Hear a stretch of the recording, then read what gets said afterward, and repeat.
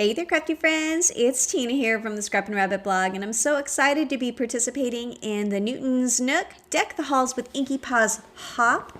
I'm going to be playing with these adorable products. Now, this first stamp set is called A Kitten Christmas, and I just love those kittens. And I did work with the Christmas puppy stamps already, and so I'm going to use one of these images again in my project today. I also played with this adorable Tiny Trees stencil, which was a lot of fun. And one of my newest favorite dies is this Slimline Frames and Windows. So these are the products I'm going to be using today. So let's go ahead and get started. So I stamped and I embossed the images, and they turned out so cute. I love how crisp and wonderful they stamp. And so then I'm going to color off camera. And these are the images from the kitten stamps that I colored up. And I haven't decided at this point exactly what I'm going to use, but I really love the little kitten with the string of lights, and I adore the little Santa. And of course, gosh, this one is just as cute too. And I didn't color the ornament yet because I haven't planned out my project at this point as to which one I was going to actually use. But you get the little candy canes and the little holly leaves. And here's that little puppy with the string of lights that I colored on my last project. And so I think I'm going to use those two for my first card. So I'm going to do another slim line, and this is going to measure 8.5 by 3.5 inches. I cut out the frame in white cardstock, and then you get all those little squares when you cut those frames. And so I had saved some, and I ran them through my die cut machine with the stencil, and it makes the most perfect embossed trees. And so that is what I'm going to be using for my card. So aren't those just cute? So that's another way that you can stretch your supplies. You can use your stencils to stencil with, as well as like an embossing folder. So that is going to be the template for my card as I'm trying to figure out how I'm going to place all the images and what exactly I'm going to use and what sentiment that I'm going to play with today. And so I love that those two look like they're in so much trouble, so I'm going to use this sentiment. There's always next year to be good. So I'm going to take that embossed panel and I'm going to stick it in my stamp tool and prep my paper using an anti-static tool with the little stamp and VersaFine black onyx ink. And I'm going to stamp my sentiment right in the center of that panel. Now I need to make sure that I ink it up really well because that panel has been embossed, so it's not a flat surface. But I'm not too worried because the VersaFine really does a great job with the stamping, and I love how black and crisp and clean the sentiments turn out when you use the VersaFine. So I'm just going to make sure I apply really good pressure on there and then use some clear embossing powder, and I'm going to make sure I get really good coverage off of that over the sentiment because I really want it to shine. I like to get my heat tool nice and hot before I put it on my paper, and then that melts that embossing powder super quick, and then you have that nice, shiny, crisp, and clean looking sentiment. And I just love the way that that looks. So now that I have my sentiment stamped, I have all my layers. I cut that pattern paper, I believe that's 3¼ by 8¼ and that's going to sit just under my frame. And then now as I'm placing my pieces together, I'm just trying to decide how I'm going to design my card. I feel like that sentiment needs a little bit more, and so I'm going to play with it a little bit, and I'm going to get out my little paper trimmer here. This is a really old, an oldie but a goodie, and I'm just going to slice the ends of my sentiment, or not the sentiment, but the white space there, and I'm going to layer it on to this red cardstock. And I'm going to use some liquid glue to adhere that onto the center. And then I decide to go ahead and trim that down even more so that I have the red on either side. And then that's going to coordinate with the pattern paper that I chose for my card layer. So now my sentiment is done, and I'm going to use liquid glue to go ahead and adhere my layers. I do prefer the liquid glue, especially when I'm trying to lay my layers down straight. It can be hard to do if you're using the double-sided adhesive, because sometimes when you put that down, it's down for good. And with the glue, you have a little bit of wiggle room.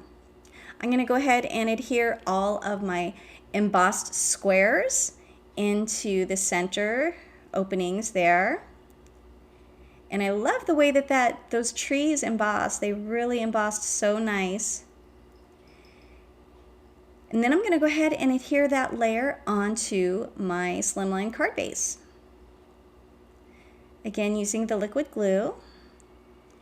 And then getting it on there nice and straight. So now that my card base is done, I have to figure out how I'm going to design my card. So I'm going to go ahead and pop up the little critters with some double-sided adhesive foam. When I use the adhesive foam, I like to give really good coverage so that if I do mail it, there's no bending or folding of the images. And then I also like to put little dots of glue on there, especially because my panels are embossed. It's not flat. The liquid glue is going to make sure that those stay on there and they don't pop off. I've been crafting for a long time, and I know that adding the little bit of liquid glue really helps your cards to last a lot longer. So I'm going to go ahead and stick my little kitty down towards the bottom, and then the puppy is going to go up onto the top. And now I feel like it's really starting to come together.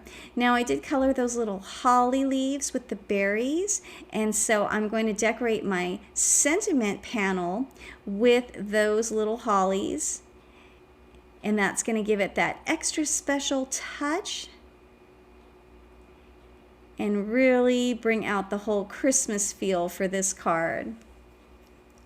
So now I'm going to add some sparkle. I'm going to use my sparkle marker to go over those Christmas lights to give it that little bling. And then I'm going to go over the holly berries and on the lights around the kitty. And that is it. That completes my first card. I think it turned out so cute. For my second card, I'm going to go ahead and use the stencil with some distress inks. Now this tiny tree stencil is so cute, and since it has a solid pattern, I'm going to tape down my panel so that it doesn't move, and I'm going to ink up the majority of the panel. I'm using some bundled sage for the lighter color, and I also have the pine needles for the darker color. So I'm starting out kind of with a light touch, and then I'm realizing that I want more color, so I'm getting some more ink on there and coloring up that panel. I'm adding the darker ink towards the bottom of the card just so that it has some variation in color. And then going over the third time, getting an even deeper color. So I want it to kind of resemble a forest pattern in the background. And I just taken a quick peek to see how it's looking, and I want to add a little bit more color on there.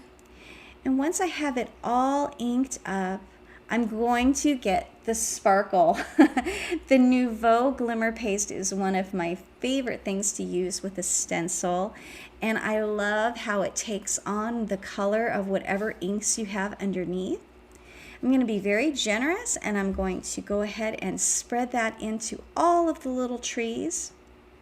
And I want to use all of it. I don't want any of it to go to waste.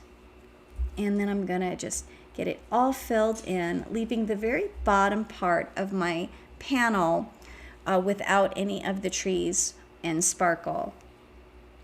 So I have an idea that these are going to be trees in the background, and there's going to be a snowbank towards the bottom. So for my snowbank, I'm going to stamp and emboss this sentiment, and just using the same technique with the panostatic powder tool, the same ink, and the same embossing powder. I'm going to go ahead and stamp that A Christmas Hello. And then here we have the embossing powder, and then melting it down so that you have that nice shiny image. I'm going to get my scissors and I'm going to fussy cut out a tiny snowbank. I want it to be double layered, so I'm just going to measure it out how high I want it to go, and then again just kind of cut a little wavy pattern there to resemble a snowbank, and then trim it down so that it's the right size. So I have imagined that there's this snowbank and there's the kitty playing in the snow with the Santa hat, and then there's the trees in the background. And so that is what I'm visualizing as I'm putting this together. And I'm going to go ahead and pop up that small snowbank with some double-sided adhesive foam. And then I'll go ahead and glue the back layer down, and then have that front layer kind of popped up. And then I love the way that that sentiment looks. And that kitty is just so darn cute. So there is the little area for him to sit, and I think I'm going to go ahead and pop the kitty up as well. And so I'm going to apply the foam, leaving his little paws, so that the paws will be on top of that front layer. So there's the little kitty. I just think it's so adorable. So I'm going to use an A2 top folding card base and glue down that paper, which is the Bristol Smooth, by the way. I don't remember if I mentioned that. That is Bristol Smooth cardstock, the one that I stenciled on. It's a thicker cardstock, and it works beautifully for stenciling and distress inks. And then I'm going to get this Nouveau glitter to go over the snowbanks, and that's going to make them pop, and it's going to add even more sparkle to my card. And that's it. That completes my second card. It's so cute and it's so sparkly. So these are my two projects. Thank you guys so much for stopping by my channel. I had so much fun playing with all of these stamps and dies and this cute Christmas tree stencil. Make sure that you click on the description box below if you would like to join the blog hop for a chance to win a $25 store credit to the Newton's Nook Designs online shop.